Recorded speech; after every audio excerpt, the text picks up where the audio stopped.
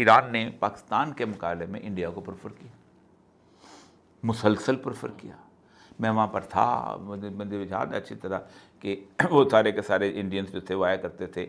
Indian کی cultural جو ان کی آپس میں حالت یہ تھی کہ انڈیا میں اگر ایک فلم مادھوری ڈکشت کی وہاں نکلی ہے تو 1 گھنٹے سے بھی کم عرصے کے اندر وہ ایرانین سب ٹائٹل نہیں بلکہ ایرانین ڈبنگ کے اندر وہاں موجود ہوتی تھی.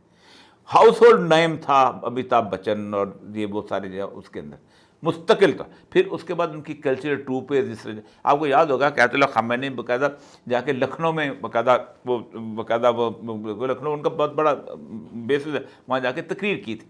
تو اس میں بھی بڑا مسئلہ بنا ہوا تھا. پاکستان تھا وہ امریکہ کا غلام تھا.